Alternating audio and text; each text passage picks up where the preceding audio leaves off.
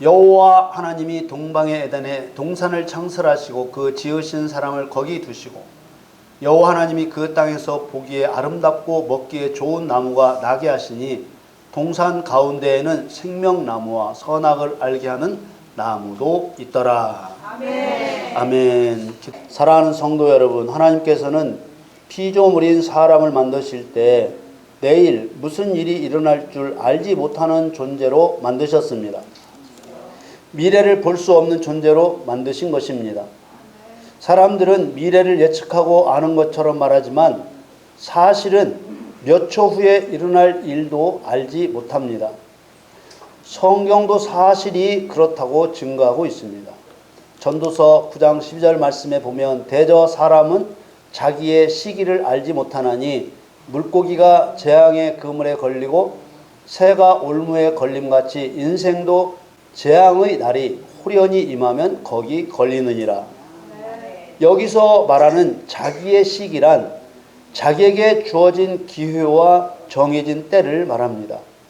하나님께서는 모든 사람을 율법 아래 죄인으로 두셨다가 예수 그리스도의 대속을 믿음으로써 다시 의인이 될 수 있는 기회를 주십니다. 아멘. 사람의 눈으로 볼 때는 세상의 흐름이나 세상 돌아가는 것이 질서 없이 예기치 못한 일들이 생기는 것처럼 보이지만 하나님의 말씀에 따르면 성경으로 미리 말씀하신 정해진 때를 따라 하나님의 계획을 한치의 흔들림 없이 진행시켜 나가신다는 것입니다. 아멘. 사람은 자기의 때를 알지 못하지만 하나님께서는 모든 일에 때를 정하여 정하신 계획을 따라 세상을 경영하시는 것입니다. 아멘. 이것을 일컬어 여호와의 경륜이라고 말합니다. 아멘. 마치 물고기가 알지 못함 가운데 그물에 걸리는 것처럼, 마치 새가 알지 못함 가운데 올무에 걸리는 것처럼 내일 일을 알지 못하는 사람에게 악한 일이 갑자기 일어나면 그 덫에 걸릴 수밖에 없는 것입니다. 아멘. 먼저 성경이 말씀하고 있는 악한 일이 무엇인지 알아야 할 필요가 있습니다. 성경이 말씀하고 있는 악한 일이란 도적질하고 죽이고 멸망시키는 것을 말합니다.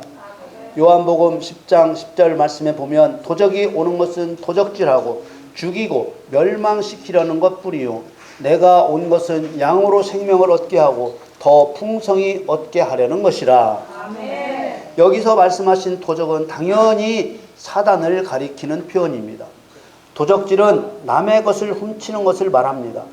도적질하는 대상이 비단 돈이나 물건만 해당하는 것이 아니라 거짓말로 속임으로써 사람의 마음과 생각까지도 도적질합니다.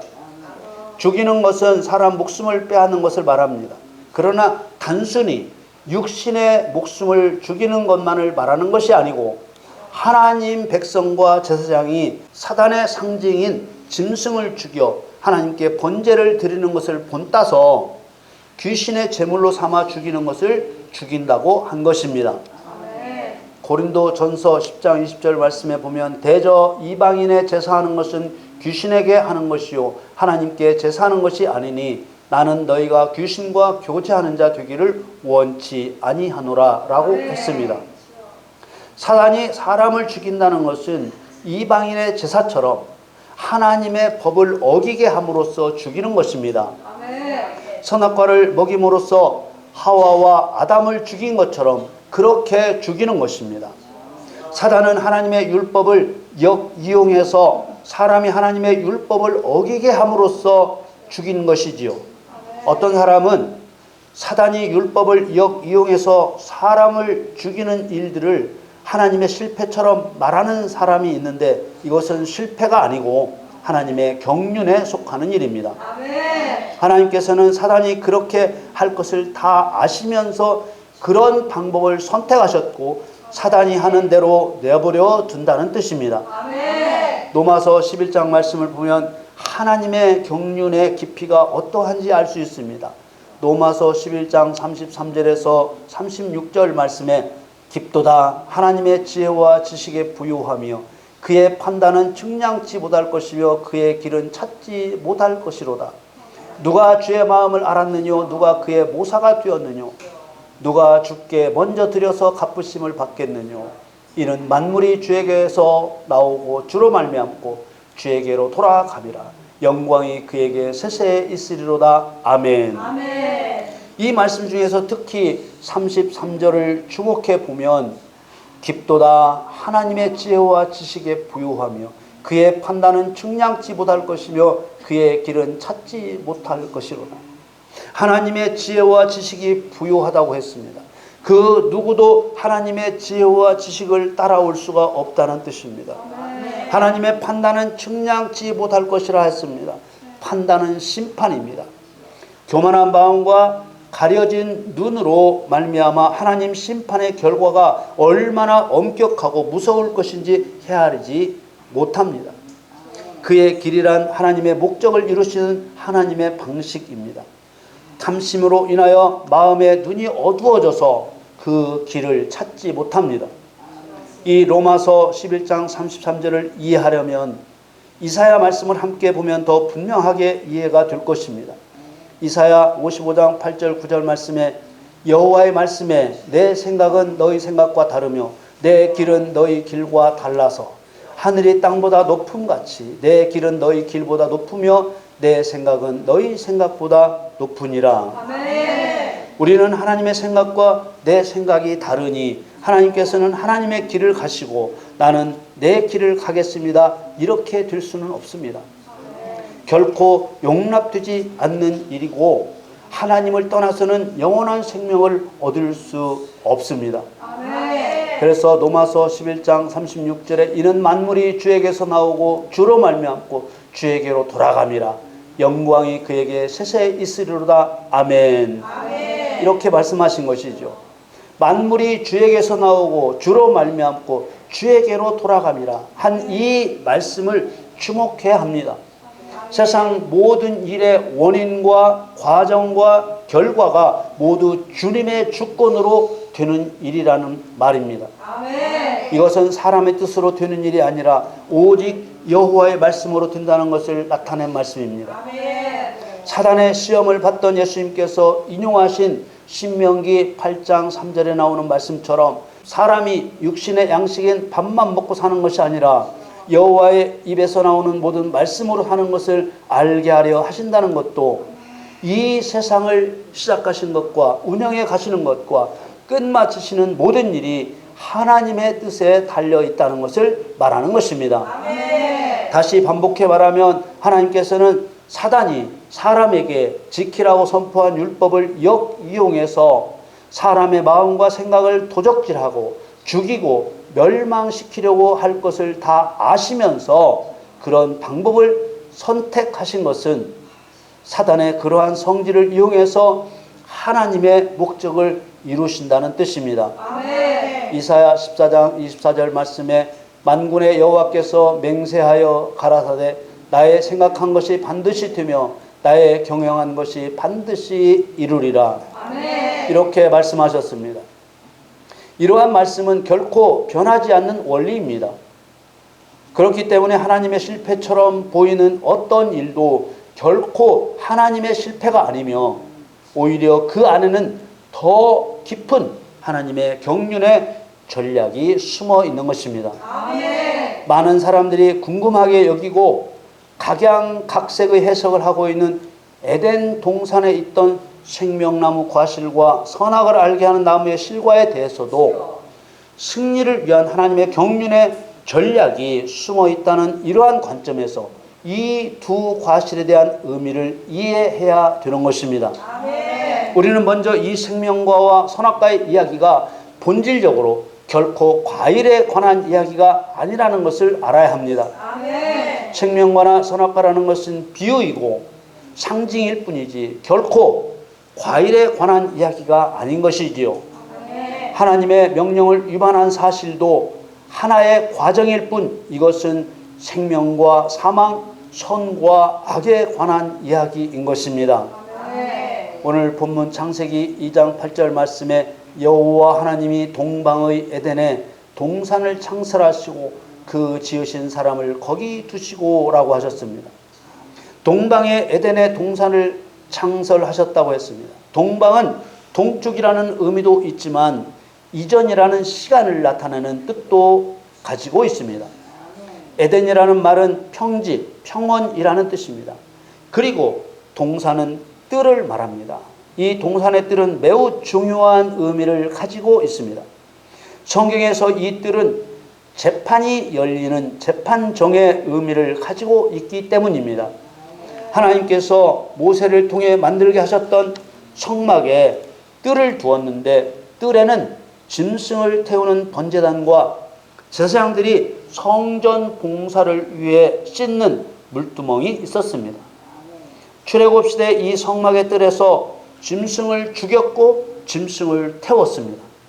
그리고 제물을 드린 제주의 죄는 용서받았던 것입니다. 그러므로 성막의 뜰에서 일어난 일을 보면 거꾸로 처음 만들어 사람을 두신 평원의 뜰에서 어떤 형태의 재판이 진행되었어야 하는지 이해할 수 있는 것입니다. 더구나 창조하신 인간에게 최초로 하신 명령과 연결을 해보면 에덴 동산이 어떠한 일을 하도록 창설되었는지 더욱 선명하게 이해가 되실 것입니다. 창세기 1장 28절 말씀에 하나님이 그들에게 복을 주시며 그들에게 이르시되 생육하고 번성하여 땅에 충만하라 땅을 정복하라 바다의 고기와 공중의 새와 땅에 움직이는 모든 생물을 다스리라 하시니라. 창조된 인간에게 최초로 하신 이 명령은 결코 유야무야되는 명령이 아닙니다. 또 지나간 명령이 아니라 반드시 회복될 명령입니다. 하나님이 동방의 에덴에 동산을 창설하셨다는 말씀은 이 창세기 1장 28절 말씀과 연결하면 하나님을 반역한 악한 영들을 심판하는 재판정을 설립하신 것입니다. 바다의 고기와 공중의 새와 땅에 움직이는 모든 생물로 상징되는 악한 영들을 심판하여 멸하도록 재판정을 설치하시고 사람을 재판관으로 세우신 것입니다. 그러나 사람은 하나님의 명령을 준행하는 재판관이 되지 못하고 오히려 심판해야 할 사단에게 속임을 당하여 죄를 범하게 된 것입니다. 우리는 이 말씀을 나누면서 끊임없이 자신에게 질문을 해야 할 내용이 있습니다. 그것은 그럼 하나님이 실패하셨다는 말이야? 라는 질문입니다. 생육하고 번성하여 땅에 충만하라 땅을 정복하라 바다의 고기와 공중의 새와 땅에 움직이는 모든 생물을 다스리라고 하신 하나님의 명령은 실패하고 말았는가? 하나님의 뜻대로 안 된 것 같으니 실패라고 말하고 싶겠지요. 그러나 하나님은 결단코 실패하실 수 없는 분입니다. 예수님이 십자가에서 죽으신 것도 하나님의 실패가 아닌 것처럼 하나님께서는 실패라는 것이 존재할 수 없고 하나님께는 실패라는 것이 존재할 수 없고 실패처럼 보이는 모든 일도 하나님의 목적을 이루는 절차와 수단일 뿐입니다. 최후의 만찬이라고 부르는 예수님 잡히시던 날 저녁 식사 자리에서 예수님과 시몬이라 부르는 베드로와의 대화를 보면 예수님의 제자였던 사단에게 넘겨줬다가 믿음을 다시 회복하여 제자의 사명을 감당하게 하시는 예수님의 원리가 나옵니다.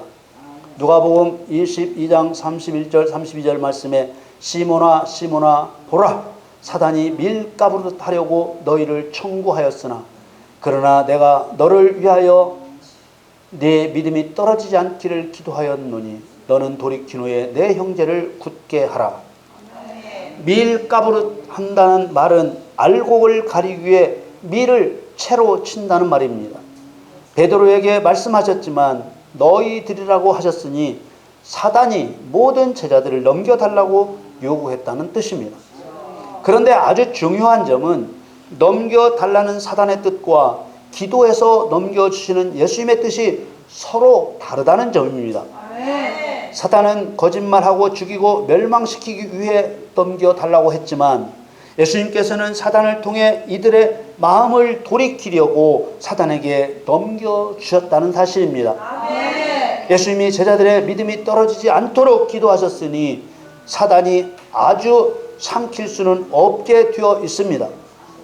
예수님께서는 사단을 자기 제자들의 마음을 돌이키는 도구로 사용하셨다는 것을 말해 주는 것입니다.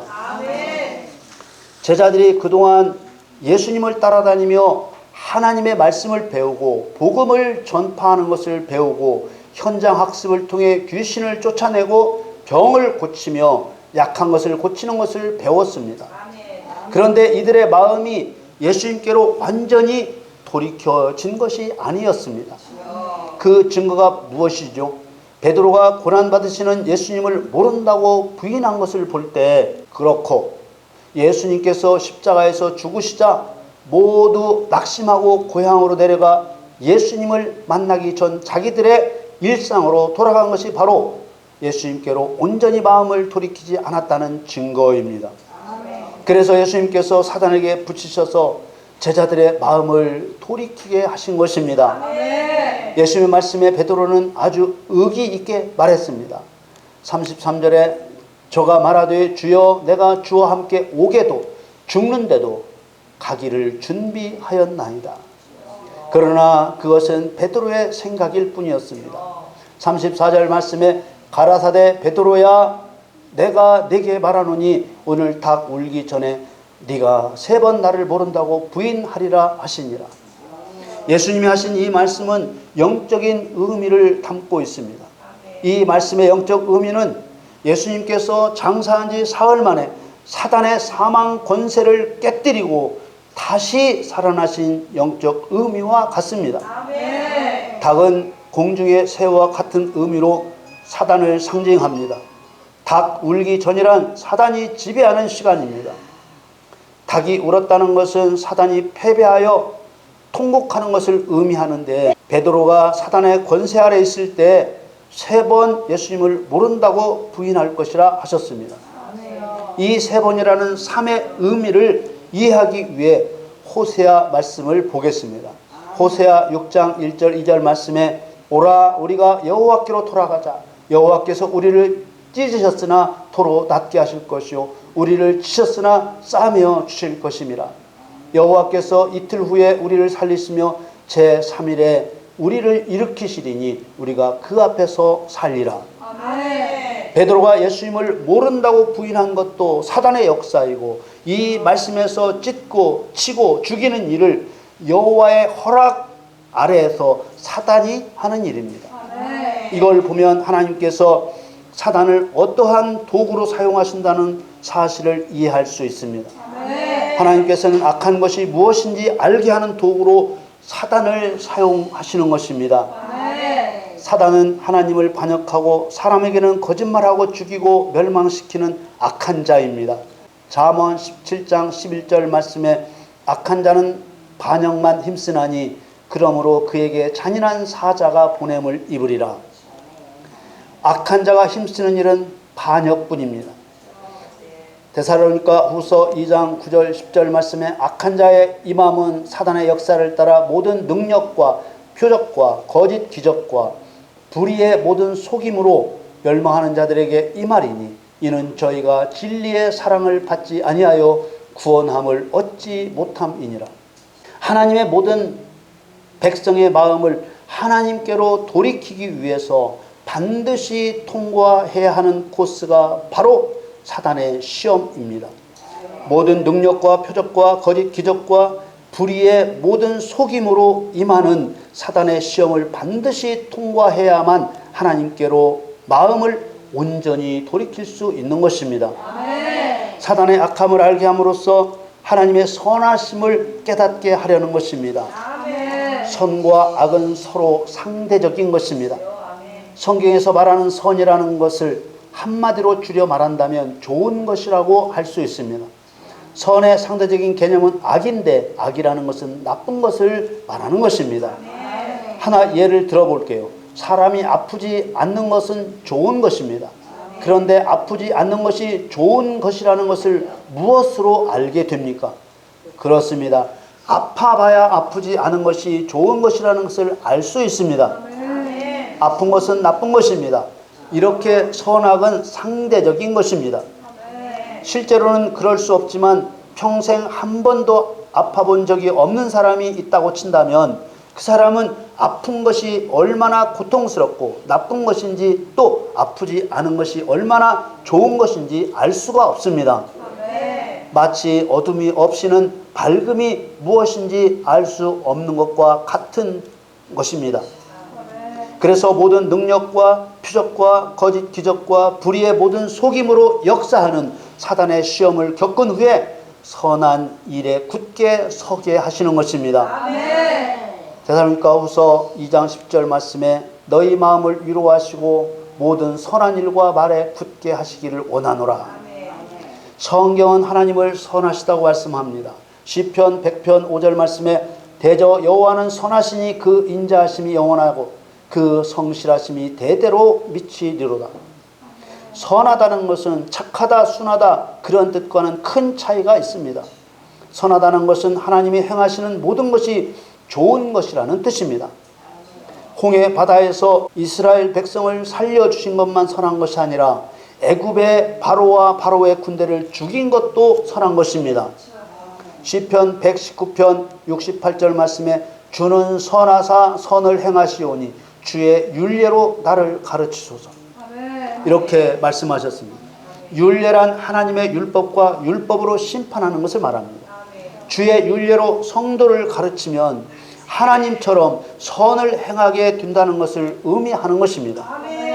성도가 선을 행하게 되면 악이 깨지게 되는 것이지요. 성도가 좋은 것을 행하면 나쁜 것이 사라지게 되는 것입니다. 히브리서 5장 14절 말씀에 단단한 식물은 장성한 자의 것이니 저희는 지각을 사용함으로 연단을 받아 선악을 분별하는 자들이니라. 여기서 분별이라는 말은 하나님의 선하심과 사단의 악함을 구별할 줄 아는 것을 말합니다. 식물은 음식과 같은 뜻으로 하나님의 말씀을 비유적으로 표현한 것입니다. 단단한 음식이라는 말을 쓰는 것은 하나님의 말씀 중에는 장성한 자가 먹어야만 되는 단단한 음식과 같은 사단을 심판할 진리의 말씀이 있고요. 또 상대적으로 젖같이 어린 아이가 먹는 연한 음식과 같은 단단한 음식을 먹어야 될 만큼 성장하지 못한 구원의 은혜에 머물고 있는 은혜의 말씀이 있다는 것을 말하고 있습니다. 사람의 성장 과정이 그렇듯이 성도의 신앙 과정도 어린 아이 신앙에서 반드시 장성한 자의 신앙으로 넘어가야만 되는 것이지요. 그런데 장성한 자의 기준은 선악을 구별할 줄 아느냐 모르냐인 것입니다. 이러한 바탕 위에서 오늘 본문 말씀 9절을 보겠습니다. 창세기 2장 9절 말씀에 여호와 하나님이 그 땅에서 보기에 아름답고 먹기에 좋은 나무가 나게 하시니 동산 가운데에는 생명나무와 선악을 알게 하는 나무도 있더라. 앞에서도 말씀을 드렸지만 이 생명과와 선악과의 이야기는 본질적으로 과일에 관한 이야기가 아니라 지금까지 살펴본 것처럼 생명과 사망, 선과 악에 관한 이야기라는 것을 알 수 있습니다. 생명나무는 생명을 주는 분의 상징이기 때문에 당연히 예수 그리스도를 상징하는 것입니다. 또한 생명나무는 좋은 것입니다. 그럼 선악을 알게 한 나무는 당연히 사단을 상징하는 나무입니다. 선악을 알게 하는 나무는 사단을 상징하기 때문에 당연히 나쁜 것입니다. 그러나 나쁜 것이 무엇인지 알지 못하면 좋은 것이 무엇인지도 알 수가 없습니다. 만일 동산 중앙에 생명나무만 있었다면 생명나무가 좋은 것이라는 것을 알 길이 없다는 것을 말합니다. 하나님은 선하십니다. 그러나 사람은 하나님의 선하심이 무엇인지 알지 못합니다. 하나님이 좋다는 것을 알게 하려면 하나님을 떠나면 나쁜 것이라는 것을 경험하게 해야만 하는 것이지요. 애굽 바로는 나쁜 사단의 상징입니다. 이스라엘 백성들이 바로의 억압 아래서 고통을 당해보니까 비로소 하나님이 좋다는 것을 알게 된 것과 같은 것입니다. 그렇다면 사람에게 영원한 생명을 주실 하나님이 좋다는 것을 알게 하려면 필연적으로 뭐가 있어야 되겠습니까? 도적질하고 죽이고 멸망시키려는 나쁜 것이 있어야만 되는 것입니다. 어떤 사람은 그냥 하나님이 좋다는 것만 가르치면 되지 왜 나쁜 것을 통해서 하나님을 가르치려 하느냐고 합니다. 그러나 그런 말은 어둠이 없어도 밝은 것이 밝은 것이라고 알 수 있어야 된다는 말과 같은 것입니다. 다시 말하면 불가능한 엉터리 이야기를 하는 것이라는 말입니다. 사단의 거짓말에 속아서 먹지 말라는 선악과를 먹은 것은 하나님을 경외하지 않고 하나님을 인정하지 않고 떠난 것입니다. 베드로는 누가 봐도 예수님과 함께 다닌 사람이라는 것을 다 아는데 예수님을 모른다고 3번 부인한 것은 예수님을 경외하지 않고 예수님을 부인하고 떠난 것입니다.